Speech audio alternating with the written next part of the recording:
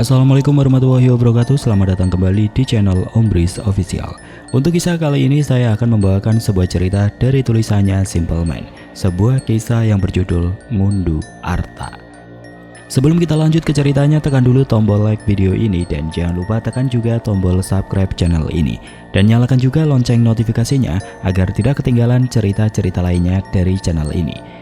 Dan buat teman-teman yang pengen membaca langsung ceritanya, nanti silakan saja kunjungi linknya yang nanti akan saya sertakan di kolom deskripsi. Dan seperti apa untuk kisah kali ini, langsung saja kita simak berikut ini.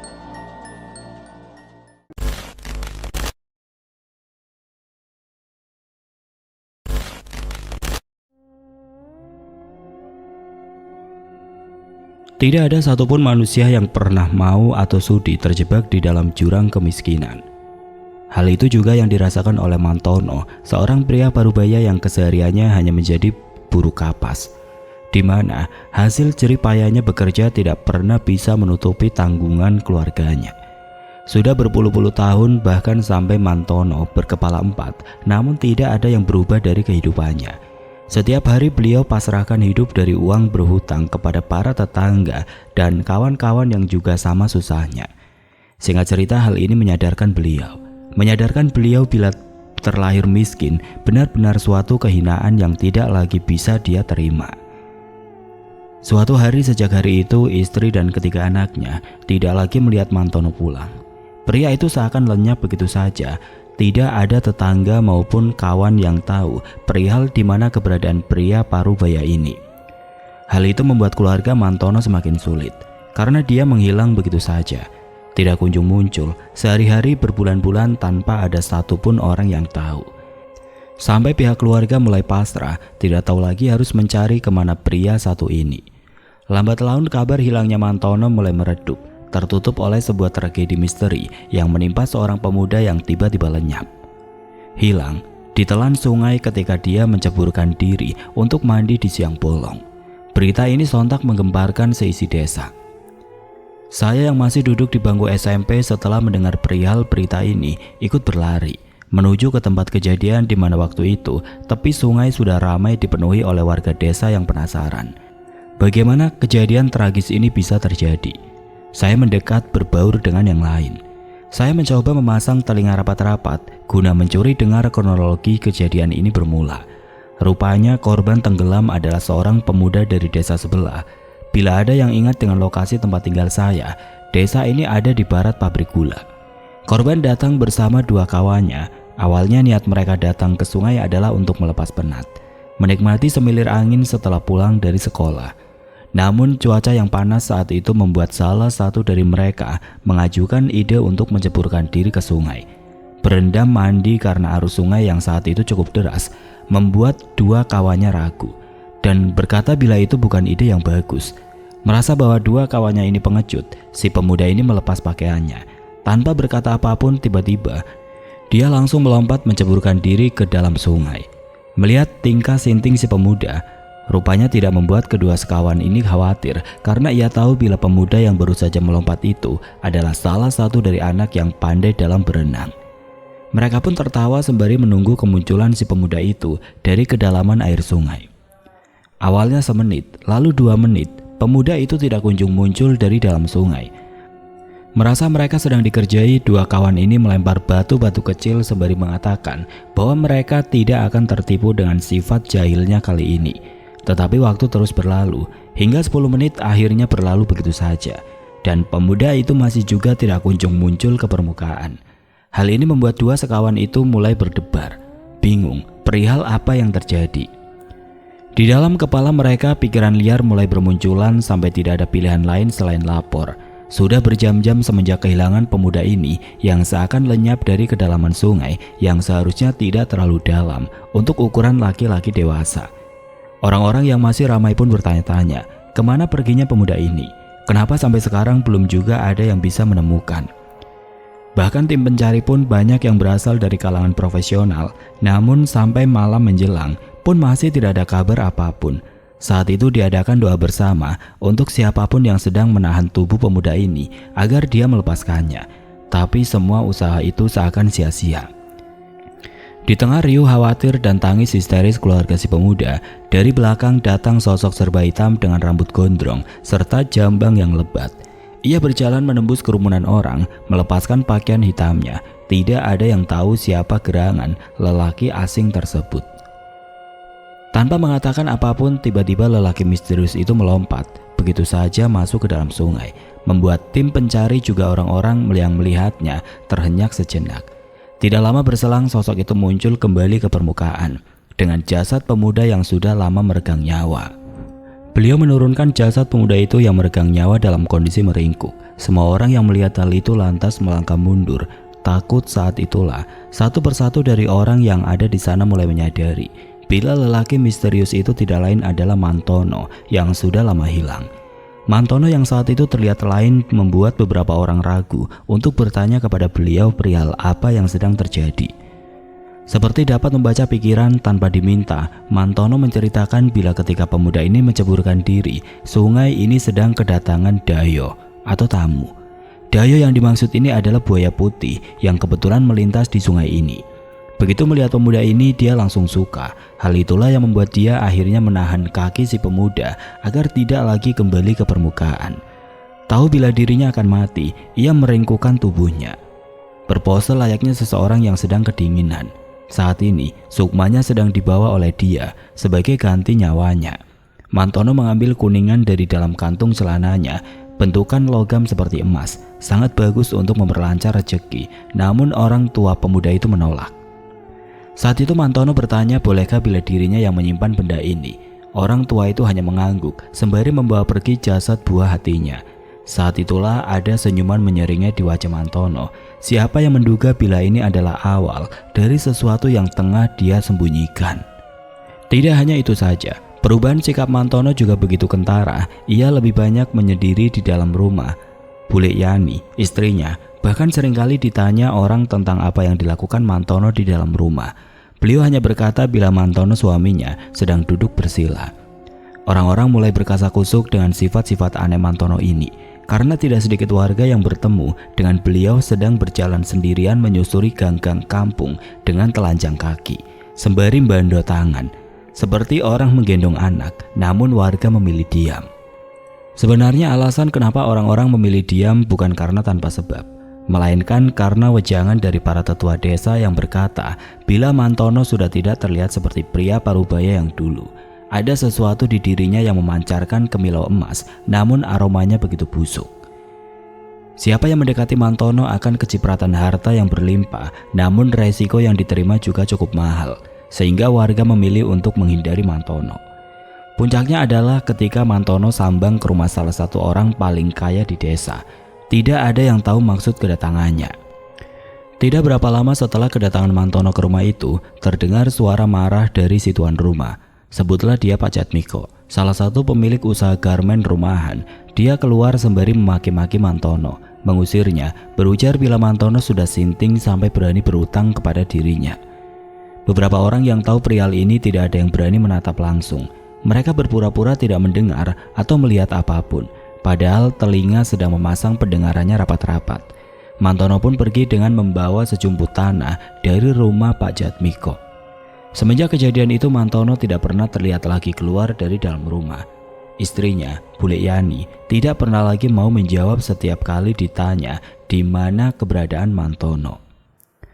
Pria itu bersembunyi mengunci diri di dalam rumah gubuknya, tidak tahu apa yang dia kerjakan. Sore ini hujan tiba-tiba sambang di desa. Pak Jatmiko sedang berkumpul bersama keluarga di meja makan, bersiap santap dengan anak dan cucunya. Sedang istrinya berada di dapur bersama dengan menantunya, mempersiapkan hidangan sore ini sebelum terdengar jeritan. Suara jeritan itu berasal dari mulut istrinya, membuat Pak Jatmiko bersama anak laki-lakinya berlari melihat apa yang sedang terjadi. Di sana di depan meja, terlihat istri Pak Jatmiko bersama menantunya berdiri diam mematung di depan sebutir telur yang sudah pecah. Di sana, mereka semua melihat isi di dalam telur tampak janggal. Tidak ada putih kuning seperti telur pada umumnya, melainkan cairan kental berwarna merah kehitaman. Istri Pak Jatmiko lalu berujar dengan suara lirih, "Ada yang mau mencelakai keluarga kita, Pak." Dasarnya Pak Jatmiko yang tidak pernah percaya begituan, ia mengelap cairan itu, membersihkannya dengan kain putih, lalu membuangnya ke tempat sampah. Setelah itu ia pergi sambil berkata, "Gak usah aneh-aneh, percaya kok sama tahayul." Meski Pak Jatmiko sudah mengatakan bahwa tidak ada yang perlu dikhawatirkan, namun istri, menantu, bahkan anaknya masih tampak memikirkan kejadian janggal tadi. Hal itu terlihat dari begitu heningnya ketika mereka duduk di meja makan, tidak ada yang bersuara, kecuali denting sendok. Pak Jatmiko yang menyadari betapa tidak enaknya suasana ini, lantas menghentikan aktivitasnya, mengatakan kepada mereka agar tidak lagi memikirkan apa yang baru saja terjadi. Lalu di tengah-tengah perkataannya tiba-tiba wajah Pak Jatmiko terlihat berjengkit. Sebelum ia berhenti, satu tangannya bergerak sebelum menggerayangi masuk ke dalam mulut. Di sana Pak Jatmiko menatap sebutir gigi yang patah. Tidak lama kemudian darah keluar dari dalam mulutnya. Istrinya tampak terkejut. Sontak ia berdiri dan meminta suaminya menghubungi seseorang yang dia kenal. Namun Pak Jatmiko menolak. Perihal gigi yang patah ini tidak lain karena usianya yang sudah semakin tua. Lagi pula pembahasan ini membuat Pak Jatmiko naik pitam karena sedikit-sedikit dihubungkan dengan hal yang tidak rasional. Beliau pun pergi masuk ke dalam kamar. Ketika di dalam kamar, tiba-tiba perhatian Pak Jatmiko teralihkan pada sebidang tanah kosong yang ditanami oleh kebun pisang yang bisa dirinya lihat dari jendela kamar miliknya. Di sana Pak Jatmiko melihat wujud seseorang baru saja berlari pergi setelah memandangi dirinya sejak tadi. Pak Jatmiko ingin menceritakan hal ini kepada istrinya, namun ia urungkan. Karena sejak tadi istrinya terus-menerus mencoba membujuk Pak Jatmiko agar mau untuk memastikan apakah firasat buruk yang dia rasakan ini benar-benar sedang terjadi, menggerayangi keluarganya. Pak Jatmiko pun pergi tidur. Ia terlelap karena larut meski pikirannya masih berkecamuk. Saat itulah Pak Jatmiko mendengar suara anjing yang terus-menerus menggonggong. Anjing itu pastilah berasal dari rumah Rombe yang ada di depan halaman rumah mereka. Karena hanya rumah Rombelah satu-satunya rumah yang memelihara anjing di desa ini, Pak Jatmiko pun berdiri karena terganggu dengan suaranya. Ia sempat melirik ke arah jam yang menunjukkan pukul 1 dini hari. Tidak bisa tidur, Pak Jatmiko pun melangkah keluar kamar. Semakin lama suara gonggongan itu semakin menjadi-jadi, membuat Pak Jatmiko penasaran apa yang membuat anjing-anjing ini menjadi seperti ini. Pak Jatmiko pun berjalan keluar dari pintu untuk melihat di mana anjing-anjing ini sedang menggonggong. Niat hati ingin menghentikannya. Sembari membawa payung di tangan guna memukul bila sewaktu-waktu binatang itu melawan. Namun, baru selangkah membuka pintu, Pak Jatmiko melihat seekor anjing hitam berdiri di depan rumahnya. Binatang ini terlihat berbeda, belum pernah Pak Jatmiko melihatnya. Berbeda dengan 3 anjing pemilik rumah Rombe, anjing hitam ini terlihat lain. Lebih jangkung, kurus, dengan mata merah menyala. Pak Jatmiko melangkah mundur dari tempatnya berdiri, sementara suara gonggongan anjing di belakang kian menjadi-jadi. Tidak lama, anjing itu lalu menerkam. Keesokan hari ramai orang datang ke rumah Pak Jatmiko setelah kabar tersebar. Ia ditemukan oleh istrinya seperti orang terkena stroke, terjerembab di depan pintu, tidak dapat bergerak dengan satu tangan tertekuk, sementara matanya melotot dengan bibir miring. Setiap kali tetangga mencoba berinteraksi, Pak Jatmiko hanya bergumam, menyebut sebuah kata yang tidak jelas juntrungnya. Setiap hari banyak orang datang mencoba menyembuhkan, namun tidak ada yang dapat menolong Pak Jatmiko. Mereka hanya memberitahu jika di luar Pak Jatmiko sehat. Namun di dalamnya sudah berantakan seperti benda pecah belah. Ada orang yang sengaja menyiksa Pak Jatmiko pelan-pelan. Bila bukan orang tersebut yang melepas, tidak akan ada yang bisa melepaskannya. Saat itu Mantono datang berkunjung. Keluarga Pak Jatmiko hanya diam saja saat pria itu berjalan masuk, langsung menuju ke kamar. Beliau bertanya apa yang sedang terjadi. Istri Pak Jatmiko hanya menjawab sebisanya. Saat itulah Mantono membisiki sesuatu ke Pak Jatmiko. Ia juga meminta segelas air putih, meminumkannya kepada Pak Jatmiko, sembari menghadapkan agar kepala pria parubaya itu menghadap ke selatan. Entah bagaimana hal ini bisa terjadi. Tidak lama kemudian Pak Jatmiko perlahan pulih. Mantono lalu duduk di ruang tamu menunggu. Pak Jatmiko muncul berjalan keluar memberi Mantono sekepok uang. Mantono berdiri mengatakan kepada Pak Jatmiko hanya dalam waktu 1 bulan uang ini akan kembali berlipat-lipat ganda. Pak Jatmiko hanya diam saja. Di bawah kaki Mantono beliau melihat anjing itu menatapnya. Dari uang yang diperoleh Mantono itu, dia mendirikan sebuah warung kecil berjualan lontong kupang. Kabarnya, kata orang-orang tua, Mantono bisa melihat langgi. Langgi adalah tanah yang baik digunakan untuk berdagang. Sayangnya yang bisa melihat ini hanya para jagrak, orang khusus. Hari pertama warung lontong kupang itu dibuka, diserbu dengan orang-orang bermobil. Tidak ada yang tahu bagaimana hal ini bisa terjadi. Pasalnya melihat warungnya saja, orang kalangan menengah ogah untuk mampir. Namun berbeda dengan usaha Mantono ini, benar-benar diburu saat itu.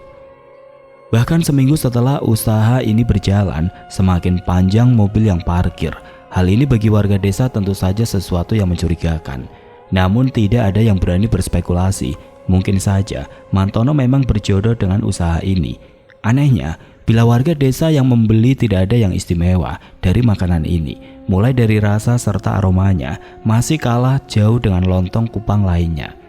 Tapi dari semua rumor yang menyebar, ada satu rumor yang paling janggal, yaitu setiap malam warung Mantono didatangi orang yang sangat aneh. Orang-orang ini tidak diketahui datangnya dari mana. Mereka biasa mengenakan baju serba hitam, terkadang berwarna pedar. Ukuran tubuhnya juga tidak umum, tinggi sekali. Namun yang paling janggal dari orang-orang ini, mereka selalu menutupi mulutnya dengan selembar kain.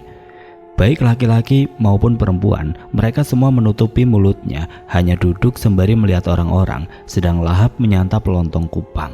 Mereka baru akan makan saat Mantono menutup warungnya. Hal ini tentu memancing rasa penasaran orang-orang. Siapa gerangan manusia ini? Dari usaha warung kupang ini hanya butuh waktu 1 tahun bagi Mantono bisa membangun rumah 2 lantai dengan 3 mobil terparkir di depannya. Semua anak-anaknya diberi usaha sendiri-sendiri. Anehnya, warung tempat Mantono berdagang tetap dibiarkan seperti itu. Selain warung kupang itu, ada satu pantangan yang bahkan keluarganya tidak boleh langgar, yaitu ada satu kamar khusus yang hanya Mantono seorang diri yang boleh masuk. Meski membuat penasaran, namun Bule Yani dan ketiga anaknya tidak ada satupun yang berani melanggarnya. Singkat cerita, tahun demi tahun harta Mantono semakin bertambah sampai bisa memiliki tanah luas yang dia beli dengan harga tinggi. Meski tidak ada yang tahu dari mana harta-harta ini berasal, tidak ada satupun warga yang membenci Mantono. Sebaliknya, warga sangat menghormatinya. Karena Mantono adalah orang yang gemar berbagi, tetangga maupun bukan. Selalu mendapat santunan yang tidak sedikit. Banyak yang Mantono lakukan juga untuk desa. Semua ini menutupi kabar-kabar duka saat kembali datang berita seorang anak SMP ditemukan tewas mengambang di atas sungai. Suatu hari Mantono mengunci diri di dalam kamarnya berhari-hari. Bahkan saat istrinya memanggil namanya dari luar pintu, Mantono tidak menjawab. Sebelumnya dia sudah berpesan agar apapun yang terjadi, ia tidak serta-merta masuk ke kamarnya. Larangan ini adalah larangan paling keras. Dari hari berganti minggu, seterusnya Mantono masih tidak kunjung keluar. Untuk makan pun tidak. Hal ini membuat Bule Yani sebenarnya khawatir. Ia ingin sekali membuka pintu kamarnya, namun ia benar-benar takut dengan larangan suaminya. Sampai datang seorang tamu berkunjung. Seorang lelaki yang sering Bule Yani dengar dari mulut orang-orang. Awalnya Bule Yani khawatir bila menerima beliau karena yang dia cari adalah Pak Mantono. Sementara orangnya sedang melakukan sesuatu di dalam kamar dan tidak dapat diganggu. Saat itulah beliau membuka kain yang menutupi mulutnya. Di sana Bule Yani sontak terkejut melihat lelaki di hadapannya tidak memiliki aci-aci, sebuah celah di antara hidung dan mulut. Bule Yani langsung mengerti lelaki itu hanya berpesan, sudah waktunya memilih anak panggung bagi dirinya. Mohon disegerakan. Malam itu Bule Yani menggedor pintu kamar Pak Mantono. Sampai satu rumah terbangun. Untungnya tidak lama kemudian Pak Mantono keluar dengan pose seperti menggendong seorang anak kecil di depan tubuhnya. Mantono hanya berkata, "Iki lo, ben tau culke anak panggungnya." Mantono berpesan agar tidak ada yang mengikuti dirinya, sementara dirinya pergi berjalan ke sungai. Konon, tetangga Pak Mantono yang bisa melihat bila yang digendong Pak Mantono adalah anak gendruwo, terlihat dari tangannya yang panjang dan berbulu lebat seperti orang utan. Mantono membawanya ke sungai, melemparkannya begitu saja. Setelah itu beliau kembali masuk ke dalam kamar. Namun sebelum Mantono menutup pintu, ia menyampaikan kepada Bule Yani agar setelah maghrib tidak ada anak kampung yang keluar rumah. Bule Yani pun menyampaikan hal ini. Ia menyampaikan dari mulut ke mulut, namun hanya ditanggapi oleh beberapa orang saja. Pasalnya desa masih belum banyak dihuni keluarga. Singkatnya, setelah maghrib masih ada anak-anak yang keluar untuk menuntut ilmu mengaji di sekitaran lahan pabrik gula sebelah timur. Ada 2 anak lelaki, mereka terlambat pulang karena bermain di rumah temannya. Setelah mengaji, langit sudah gelap, diiringi hujan rintik. Dengan berlari di atas tanah berlumpur, mereka melewati jalan penghubung desa sebelum salah satu dari mereka berhenti ketika melihat seseorang. Seseorang sedang berdiri dari kejauhan. Ia melambaikan tangannya, memanggil-manggil mereka. Satu anak berteriak agar segera pulang dan jangan mendekati orang asing. Namun anak yang lain tampak penasaran. Ia melihat dengan kaki berjalan mendekat, setapak demi setapak. Berusaha menghentikan kawannya, ia menarik paksa tangannya. Namun seperti tersihir, anak itu tidak mau berhenti. Kini ia melihat ke tempat sosok itu berdiri sebelum melepas kain di wajahnya. Saat itulah anak itu sadar dengan cerita yang beredar. Bajul putih seneng calanang. Hujan masih turun, sosok itu tinggi sekali. Kini ia membungkuk masih melambai-lambai. Ketika dia tersenyum, sobekan mulutnya dari telinga ke telinga. Anak itu mulai terlihat panik. Antara bingung apa harus meninggalkan kawannya dan menyelamatkan diri sebelum guru ngajinya datang. Anehnya ketika guru ngajinya datang, sosok berdiri jauh itu lenyap, hilang, sehingga anak itu tidak tahu harus menjelaskan apa kepada gurunya. Malam itu mereka diantarkan pulang, sembari diberi pesan agar tidak mendekati sungai sampai lawit weton lewat. Ada dayoh mampir. Badan yang dulu subur perlahan menjadi kurus kering. Dari lubang hidung dan ujung mata terus-menerus mengalirkan darah segar. Kedua kaki sudah tidak dapat menopang tubuh. Sepanjang hari hanya dapat berbaring di atas tikar tipis. Itu adalah gambaran bagi yang bersekutu dengan widuri. Setiap hari setelah langit menjadi gelap, hujan pasti turun. Dari jalan-jalan desa yang berlumpur, banyak sekali warga yang mengaku melihat orang-orang asing berjalan sendirian dengan menutupi wajahnya menggunakan kain berwarna hitam pekat. Tinggi mereka berbeda-beda setiap hari. Sebenarnya ketika hal janggal terjadi, orang desa sudah sangat paham. Biasanya ini pertanda dari sesuatu yang sedang atau akan datang. Hal ini menyerupai bencana yang memang hanya orang tertentu yang bisa membacanya. Beberapa tetua berpendapat bila Mantono sudah berhenti menyembah widuri, hanya tinggal menunggu waktu ketika sekutu sudah menjadi musuh. Hal ini ditandai oleh matinya 7 ekor sapi Mantono, di mana isi dalam perut binatang itu terburai, mengembuskan aroma bangkai yang menyengat. Setelah 7 ekor sapi, satu persatu dimulai dari usaha tambak ikan, lalu merambat ke perkebunan pohon jati. Semua itu perlahan-lahan menggerogoti harta Mantono. Puncaknya ada seorang lelaki tua yang mengetuk setiap rumah penduduk, namun tidak ada yang berani membukanya. Ia berkata satu lagi anak panggung, maka desa ini tidak perlu menanggung teror yang lebih sinting. Karena waktu itu saya sendiri bisa merasakan, setiap sudut desa seperti ada sesuatu yang mengawasi. Bahkan anak-anak sengaja disembunyikan di dalam kamar orang-orang tua. Anehnya, di tengah kekacauan yang semakin menjadi-jadi, tidak ada satupun orang yang melihat batang hidung Mantono. Ia lebih banyak bersembunyi di dalam kediaman rumah besarnya, sampai terdengar kabar seorang anak lelaki menghilang setelah buang hajat di sungai, menyisakan potongan baju yang tersampir di jumbleng. Hingga saat ini, tidak ada yang melihat di mana jasadnya ditemukan. Hal ini tentu saja membingungkan, mengingat biasanya buaya putih selalu mengembalikan jasad dari buruannya. Saat itulah kemarahan orang sudah tidak terbendung lagi. Pagi buta, segelintir orang datang mengetuk paksa rumah Mantono. Istrinya yang terkejut setelah membuka pintu hanya dapat diam saja sewaktu golongan orang-orang berbadan tegap itu melesat masuk. Mereka berteriak memanggil nama Mantono yang sekarang tidak lagi dihormati di desa ini. Sebelumnya hanya prasangka, namun sekarang orang-orang sudah semakin yakin bila memang keluarga Mantono bersekutu dengan widuri, salah satu yang dipercaya memegang sungai. Dengan memaksa istri Mantono, mereka semua berdiri di depan pintu kamarnya, mendobrak secara bergantian sampai pintu kayu berwarna kecoklatan itu mulai terbuka perlahan-lahan. Tepat ketika pintu itu sudah hancur, orang-orang terdiam mendapati isi di dalam kamar Mantono yang dipenuhi benda-benda yang sebelumnya tidak pernah dibayangkan orang-orang. Mulai dari piring petuk sampai kaki kuda, semua lengkap tergantung di atas kamar Mantono. Sementara di tengah-tengah ruangan, mereka melihat Mantono terbaring dengan kondisi perut robek seperti dicapik-capik. Anehnya, Mantono masih bisa hidup dalam kondisi seperti itu. Istri Mantono seketika berteriak histeris. Sudah lama Mantono mengurung diri di dalam kamar tanpa tahu kondisi yang terjadi. Siapa yang menduga bila ada bagian yang tidak pernah Mantono ungkap. Lantas, melihat kejadian sinting itu, salah seorang tetangga mengusir semua orang keluar. Orang-orang saling bertukar cakap. Perihal apa yang baru saja mereka lihat. Gemetar tangan mereka masih belum cukup menutupi ketakutan yang kini menyelimuti diri mereka. Para tetangga rumah memilih diam, sementara istri Mantono hanya bersandar di tepi tembok saat pintu kayu ditutup. Sebelumnya, dari luar rumah seseorang melangkah masuk, mengenakan sarung celana yang familiar.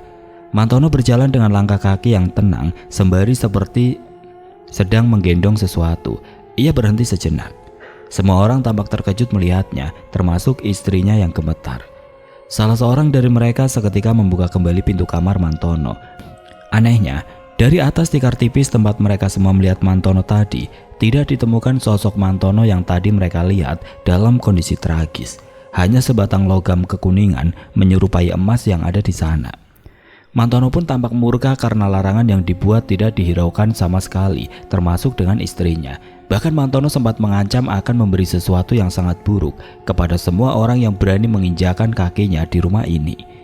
Istrinya ingin menjelaskan apa yang baru saja dirinya lihat perihal wujud Mantono yang dalam kondisi tragis. Namun Mantono menolak. Ia lebih memilih masuk ke dalam kamar setelah melihat kerumunan tetangga satu persatu mulai keluar dari dalam rumahnya. Tanpa dia sadari, beberapa tetangga melewati tubuh Mantono sembari menutup hidung karena saat itu tercium pekat aroma darah yang masih segar dari tubuh Mantono. Entah apa yang baru saja mereka lihat, apakah mungkin gambaran Mantono kelak sudah diwujudkan oleh pesan yang baru saja mereka saksikan bersama-sama. 7 hari setelah kejadian pada malam itu, dari rumah tetangga Mantono tercium aroma kembang yang menyengat. Diikuti suara lonceng gemerencing. Seorang wanita tinggi datang berkunjung di mana Mantono sendiri yang membukakan pintu. Wanita asing itu hanya menunduk untuk melewati pintu. Lagi-lagi akan terjadi sesuatu. Namun tidak ada warga yang berani lagi menyentuh keluarga Mantono, mengingat ancaman tempo hari yang Mantono katakan sudah merenggut korban. Seorang pria tiba-tiba menjadi buta tanpa sebab yang jelas. Buta yang bukan sembarang buta, melainkan buta yang sengaja dibuat oleh seseorang. Sejak saat itu juga, Mantono tidak pernah lagi membuka warung yang menjadi cikal bakal hartanya. Beliau seperti mengasingkan diri, menjauh dari masyarakat bahkan keluarganya sendiri. Tapi pernah ada yang memergoki Mantono pada pukul 1 dini hari. Mantono berlari keluar dari dalam rumah, menuju ke tepi sungai, sembari membawa buntalan yang dibungkus di dalam kain berwarna putih. Tidak ada yang tahu apa isi buntalan itu. Semua orang terlalu takut mencari tahu. Namun gara-gara ini, tersebar kabar bila buntalan itu konon dipendam di sebuah kebun pisang yang ada di tepi sungai. Setelah melakukan hal itu, Mantono lalu kembali pulang. Hal ini dilakukan Mantono hanya pada hari-hari tertentu. Pada suatu malam, istri Mantono pernah terbangun dari tidurnya. Ia mendengar suara-suara ribut yang berasal dari dapur. Dengan rasa penasaran yang tinggi, istri Mantono berjalan hati-hati. Berusaha tidak menimbulkan suara sedikit pun, ia telusuri setapak demi setapak. Sampai langkahnya terhenti ketika melihat seorang berperawakan seperti suaminya, Mantono. Ia sedang duduk menyantap sesuatu yang ada di atas meja dengan menggunakan tangan. Ia cengkram apapun itu lalu melahapnya bulat-bulat. Istri Mantono sedikit ragu apakah benar itu beliau. Dengan hati-hati beliau memanggil Mantono seperti biasa. "Mas," katanya. Sosok berperawakan seperti Mantono itu menghentikan gerakannya. Ia tidak langsung menoleh, melainkan hanya diam saja, tidak bergerak sedikit pun, menimbulkan kecurigaan kenapa dengan suaminya ini. Istri Mantono lantas mendekat. Tiba-tiba tercium aroma amis seperti bau ikan sungai ketika jarak di antara mereka hanya terpaut beberapa langkah saja. Saat itu dalam gerakan yang cepat, Mantono sedang duduk tiba-tiba menunjuk sesuatu yang ada di belakang wanita itu. Di sana, di depan mata kepala istri Mantono, ia melihat kedua anaknya yang barep dengan yang ragil berdiri memandang beliau. Wajahnya berlumuran darah, lalu dari belakang sepasang tangan menutup mata istri Mantono. Lalu terdengar bisikan, "Gak apa-apa, ini salah satu perjanjian dengan suamimu." Gemetar sekujur tubuh istri Mantono waktu itu. Namun tidak ada yang dapat beliau lakukan. Dengan langkah kaki perlahan, sosok yang membekap istri Mantono seperti ingin menuntun dirinya ke suatu tempat. Dari sekitar tubuhnya, pakaian yang istri Mantono kenakan terasa seperti ditarik-tarik oleh tangan-tangan mungil. Sembari terdengar isak tangis yang meminta-minta tolong. Suaranya sama persis dengan suara kedua anaknya. Entah mereka benar-benar anak kandungnya atau bukan. Tidak lama kemudian terdengar suara pintu berderit, diikuti suara yang familiar. Suara mengerang dari seseorang yang kesakitan. Mata istri Mantono lalu dibuka sebelum sosok itu lenyap tidak tampak lagi. Tapi istri Mantono justru tertuju pada pemandangan sinting yang ada di hadapannya. Di atas karpet, Mantono tengah berbaring sembari menggaruk tubuhnya yang dipenuhi darah segar. Tidak hanya itu saja, dari dalam duburnya juga mengalir darah yang mengenang di atas lantai. Tapi yang paling mengerikan dari semua ini adalah perut Mantono yang menyerupai wanita hamil. Mantono terus mengerang, berteriak-teriak, sembari mencakar sekujur tubuhnya. Saat dari balik sarung yang menutupi bagian bawah keluar sesuatu yang menggeliat, tidak lama kemudian perlahan-lahan perut Mantono mengecil. Istrinya menatap ke sosok yang masih menggeliat di balik sarung kain. Mantono yang mulai bisa mengendalikan dirinya sontak terhenyak ketika melihat sosok istrinya berdiri di muka pintu. Ia lantas berteriak kepadanya, "Bangsat, pergi kamu, jangan sampai bayi demit ini melihatmu." Istri Mantono masih diam, tercengang di muka pintu. Ia ingin melihat sosok di balik kain sarung tersebut. Namun Mantono menghalangi. Ia berdiri, menunjukkan bagian bawah yang sudah tidak terlihat lagi seperti manusia. Kulitnya mengelupas, dengan daging menganga. Mantono menutup pintu, terdengar geraman tidak seperti manusia. Istri Mantono hanya diam, tubuhnya seperti mendadak lumpuh. Apa yang baru saja dia lihat tidak akan pernah bisa beliau lupakan. Satu persatu misteri yang Mantono sembunyikan seperti menyeruak naik. Namun beliau tidak dapat melakukan apa-apa. Setelah lama hanya bisa diam di depan pintu, Mantono melangkah keluar. Di dadanya ia merengkuk buntalan kain berwarna putih. Istri Mantono menatap suaminya, wajahnya masih tampak murka. Namun perlahan mulai melunak. Sembari mendekat, Mantono berbisik, "Pitung kelahiran meneh." Lalu Mantono pergi, berlari keluar rumah. Istri Mantono masih begitu penasaran dengan apa yang sebenarnya suaminya sedang lakukan. Perlahan-lahan beliau berlari mengikuti tanpa alas kaki.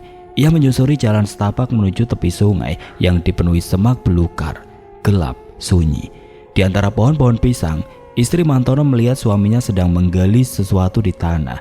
Tidak lama kemudian ia lemparkan buntalan itu ke dalamnya, menguburnya di sana. Mantono lalu bergegas menuju kandang ternak miliknya, menarik paksa seekor kambing muda. Ia ikat kambing itu tepat di dekat gundukan tanah. Sebelum Mantono memukul kepalanya menggunakan bongkot bambu sampai binatang itu tersungkur sekarat dengan tubuh tumbang. Mantono mengambil parang lalu menggorok lehernya. Ia meneteskan darah tepat di atas gundukan tersebut. Setelahnya Mantono duduk berlutut seperti orang berdoa. Sebelum pandangan matanya beralih melihat ke arah istrinya yang bersembunyi di salah satu pohon pisang. Tersentak karena Mantono tahu keberadaannya, dia mendekat dengan parang di mana darah masih menetes dari ujungnya. Wajah manusia Mantono seperti terkikis. Istrinya sudah tidak menemukan sosok Mantono yang dulu beliau nikahi, karena pada malam itu gambaran gelap benar-benar sudah menyelimuti suaminya. Mantono pergi dengan parang yang masih berlumuran darah kambing yang baru saja dia penggal. Dia meninggalkan istrinya sendiri yang masih diselimuti banyak sekali pertanyaan. Wanita itu hanya dia mematung di bawah pohon pisang. Diterpa angin yang berhembus, istri Mantono tergerak menoleh melihat ke liang lahat tempat Mantono tadi menguburkan sesuatu. Genangan darah pada segunduk tanah dengan bangkai seekor kambing terkapar di atasnya membuat tubuh wanita itu bergidik ngeri. Namun rasa penasaran yang sudah menyeruak di dalam dirinya menggelitik istri Mantono untuk mendekat. Di dalam kepalanya, ia hanya ingin melihat ini semua.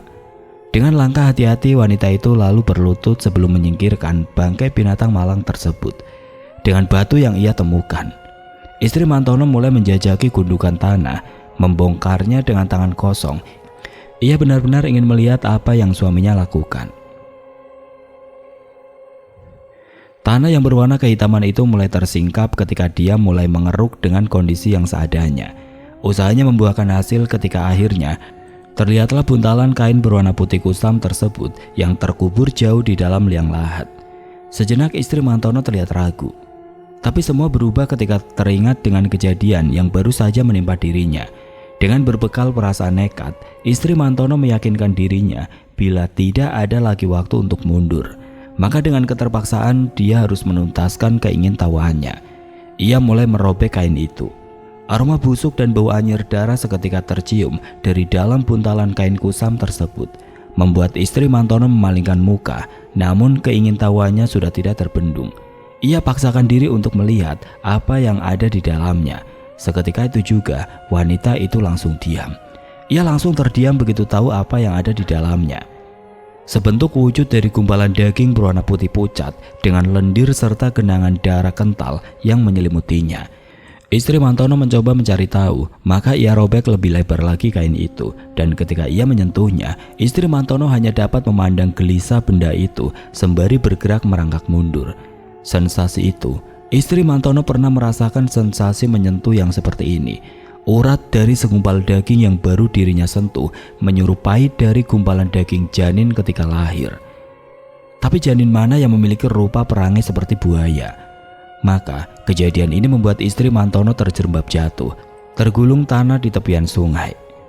Dan ketika wanita itu terbangun dari tempatnya, ia dibuat renyah ketika menyaksikan puluhan gundukan lain dengan bangkai kambing di atasnya. Sejak kejadian itu tidak ada lagi ketenangan di dalam hidup istri Mantono. Setiap hari ia diliputi ketakutan, bahkan ketika malam datang dan tiba-tiba Mantono melangkah masuk ke dalam kamar, ada kengerian tersendiri yang merujuk kepada suaminya. Mereka tidak lagi saling bicara. Pada suatu waktu istri Mantono sedang berkunjung ke warung Kupang yang konon dia percaya sebagai sumber penghasilan utamanya. Warung sedang ramai dipenuhi oleh orang bermobil yang tentu menjadi pemandangan yang biasa. Namun ada satu titik di mana tiba-tiba beliau memilih berdiri di dapur mengawasi karyawati yang bertugas menjaga warung ini. Dan entah kenapa ada setitik perasaan bila pekerja yang mengurus warungnya sejak laki-laki itu tidak lagi mau kesini bersikap aneh. Beberapa kali mereka tampak berbisik dengan wajah gelisah, membuat istri Mantono menjadi curiga.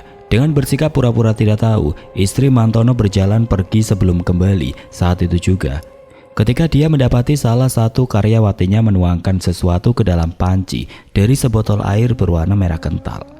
Istri Mantono seketika mendekat lalu bertanya benda macam apa yang baru saja dia masukkan. Gadis muda itu tampak kebingungan. Beberapa kali ia melihat ke arah temannya yang terus menggelengkan kepala. Lantas istri Mantono lalu memaksa lebih keras agar gadis itu mengatakannya. Dengan wajah nyaris menangis, gadis itu membisikkan sesuatu kepada istri Mantono yang membuatnya kemudian menggulingkan isi dalam panci. Seketika detik itu juga, ia menutup warung tersebut, mengusir semua orang, lalu pergi pulang.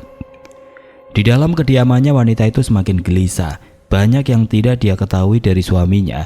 Beberapa kali perasaannya semakin menjadi-jadi ketika melihat wajah anak-anaknya. Sampai ia tiba-tiba melihat Mantono memandang dirinya. Ia baru saja keluar dari dalam kamar pribadinya. Wajahnya tidak dapat ditebak sama sekali. Dengan hanya mengenakan sarung yang menutup bagian bawah tubuhnya, Mantono kemudian mengatakannya. Anak perempuan itu baru saja meninggal, tewas dalam kecelakaan. Ini semua karena kamu, Dek. Kamu tidak perlu ikut urusanku, ngerti? Malam itu istri Mantono tidak dapat tertidur, karena sejak tadi di sudut kamarnya, gadis karyawati yang baru saja tewas berdiri di sana, menatapnya. Kegilaan ini semakin memberangus mental istri Mantono. Semakin hari beliau bertambah gelisah. Selain itu satu persatu pekerjanya mengalami sesuatu yang ada di luar nalar. Usaha las besi yang dimilikinya tiba-tiba mengalami kebakaran hebat. Binatang ternak mati mendadak. Hal ini membuat wanita itu terus berteriak di luar kamar Mantono. Ia menjerit bila semua ini akibat ulah Mantono, bukan dirinya. Namun setiap kali Mantono keluar dan berkata hanya tinggal 2 lagi, istrinya semakin marah. Puncaknya, hari itu dengan membawa anak-anaknya, ia pergi.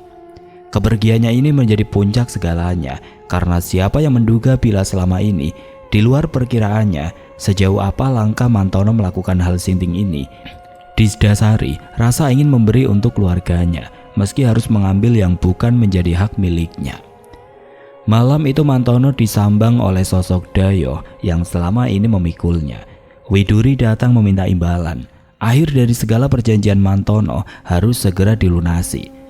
Lawit weton belum lewat, namun Mantono sudah harus menanggung akibatnya. Lebih dari berhari-hari, seputar kabar bila Mantono ditinggal pergi oleh istri dan anak-anaknya semakin santer terdengar.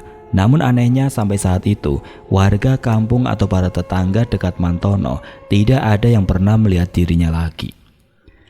Tidak hanya itu saja, kejadian malang seakan tidak ada habisnya datang. Satu persatu usaha yang kini dijalankan oleh saudara dekat Mantono menemui kendala. Dimulai dari rumah makan, usaha las besi, sampai peternakan ayam dan kambing yang dimiliki. Binatang-binatang malang itu tiba-tiba saja mati tanpa ada alasan yang jelas. Anehnya belum ada berjam-jam sejak kematian binatang tersebut, aroma bangkai seketika langsung tercium dari bangkai binatang-binatang itu. Hal ini tentu membuat warga kampung mulai bergunjing.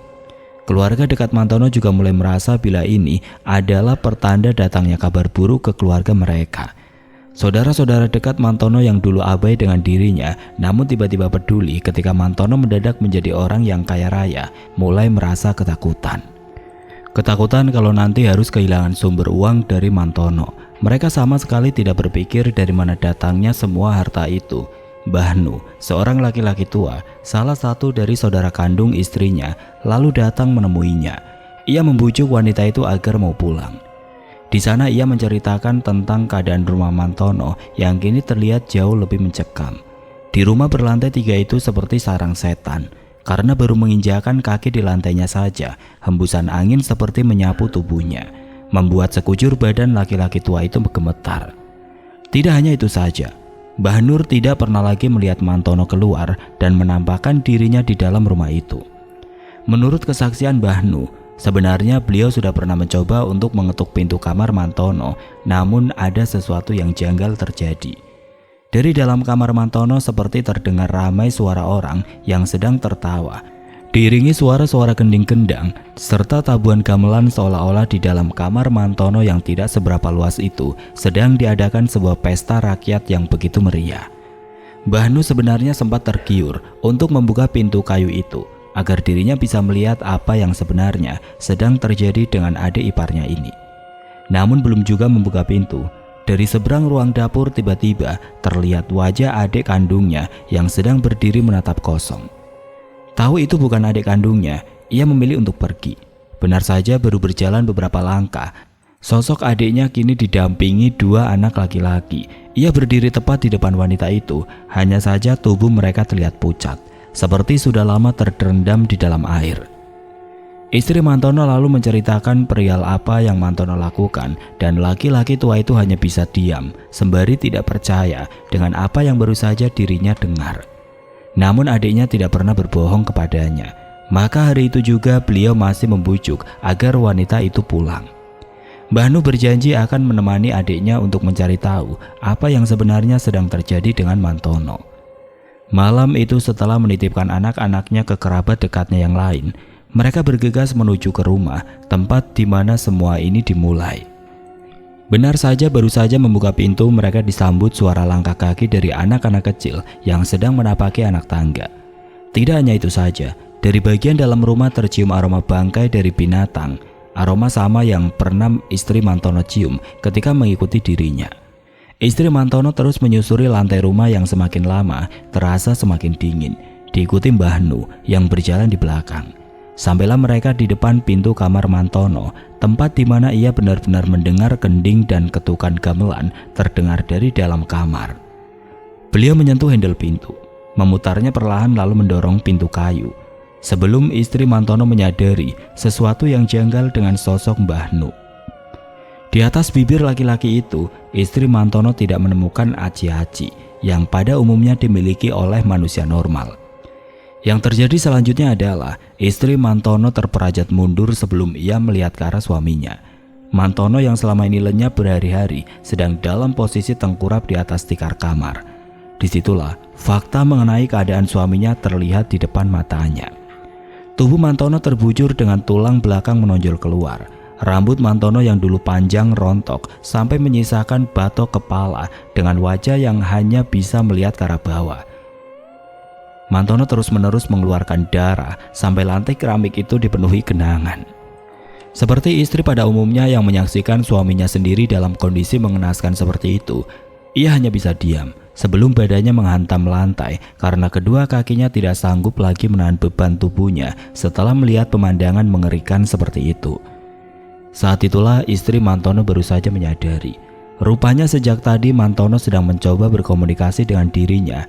Ia berusaha merangkak mendekati dirinya, namun gerakannya janggal, seakan tubuhnya kesulitan untuk bergerak. Mantono berusaha mengatakan sesuatu kepadanya. Tidak punya pilihan lain, wanita itu lalu mendekati Mantono, mencoba bertanya apa yang sedang coba dia sampaikan. Ketika Mantono membuka mulutnya, ia tahu keadaan suaminya lebih tragis dari apa yang dia bayangkan. Lidahnya membusuk dengan gigi tergembletak di sana-sini. Mantono hanya dapat bersuara dengan parau seperti suara dares atau burung hantu. Kulitnya pucat, mati, seperti selama ini ditenggelamkan di dalam air. Di tengah kegilaan yang menimpa mereka saat itulah, wanita itu lalu menyadari kalau rupanya sejak tadi Mantono hanya ingin mati. Semalaman berbekal kursi yang istri Mantono dorong ke dalam kamar, ia hanya duduk melihat tubuh suaminya mengejang dan terus mengeluarkan darah dari lubang anusnya. Ia sudah meminta tolong saudara-saudaranya untuk menjemput seseorang. Ia tahu bagaimana semua ini harus diakhiri. Ramai warga datang pada hari itu, tapi hanya segelintir orang yang boleh masuk ke dalam rumah. Mereka yang tahu tidak boleh menceritakan perihal keadaan Mantono. Seseorang yang datang pun hanya dapat duduk menutupi tubuh Mantono yang masih hidup dengan selembar kain. Yang sudah mati harus dicarikan pintu permohonan maafnya dari darah keturunannya. Setelah itu baru rumah ini bisa dikunci biar tidak menjalar. Kata-kata itu didengar oleh ketua RT dan perwakilan warga. Setelah itu barulah mulai dicari satu persatu orang yang diutus di dalam selembar kertas tempat orang itu mendapat bisikan dari Mantono yang sepanjang hari meraung dengan suara parau. Pria itu seperti seonggok daging busuk. Meski tidak semua berhasil ditemukan, namun beberapa orang yang menjadi wakil dari korban Mantono datang. Di situ, istri Mantono sampai hati harus bersujud memohonkan maaf untuk suaminya. Konon dari mata mereka, wujud Mantono sudah tidak terlihat seperti manusia, melainkan buaya.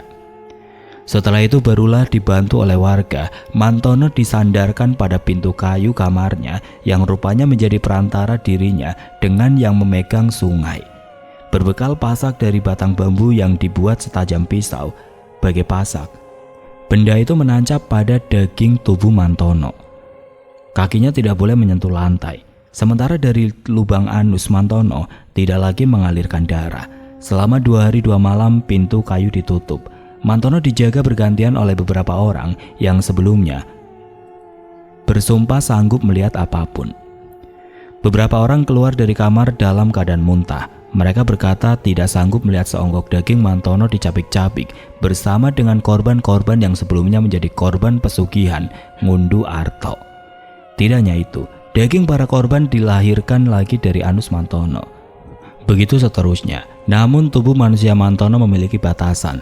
Ketika janji kelahiran terakhir bila Mantono bisa menyelesaikannya adalah tipu daya mereka. Mantono sudah tidak bisa lari. Inilah tanggungan besar yang lebih mengenaskan dari mati biasa. Tubuh Mantono akhirnya benar-benar mati tepat pada tengah malam dengan menyemburkan aroma yang lebih busuk lagi. Detik itu juga, laki-laki parubaya itu akhirnya dikuburkan dengan seluruh benda miliknya dibakar habis. Lantas, pemilik sungai masih meminta janji anak-anak Mantono sebagai ganti dari semuanya. Setengah rumah berlantai 3 itu harus dijual. Ada alasan kenapa harus setengah rumah, bukan keseluruhan. Rupanya hal itu dilakukan sebagai pemutus perjanjian yang dulu Mantono tawarkan.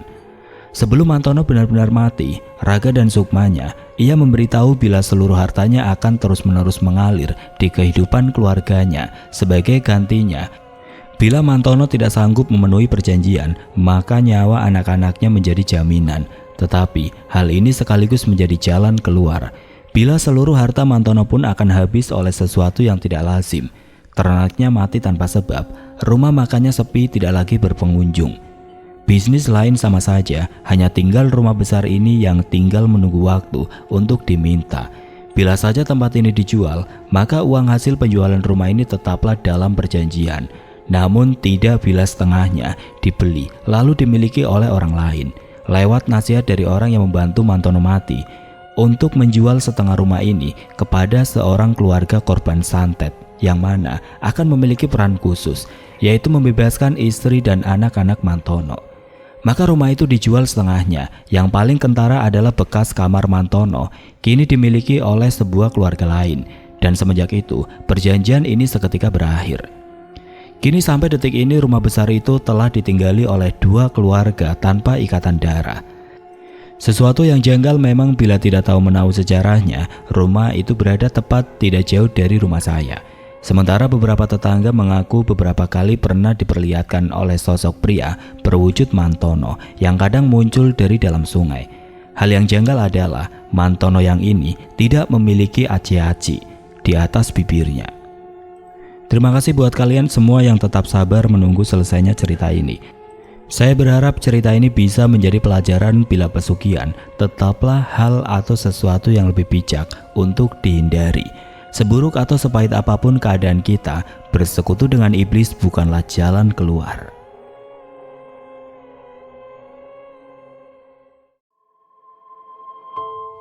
Oke teman-teman, sekian untuk kisah kali ini. Bagaimana menurut kalian tentang kisah ini? Tulis komentar kalian di kolom komentar. Dan buat teman-teman yang baru bergabung, jangan lupa untuk like, komen, share, serta subscribe channel ini. Dan jangan lupa nyalakan juga lonceng notifikasinya agar tidak ketinggalan cerita-cerita lainnya dari channel ini. Dan akhir kata, wassalamualaikum warahmatullahi wabarakatuh.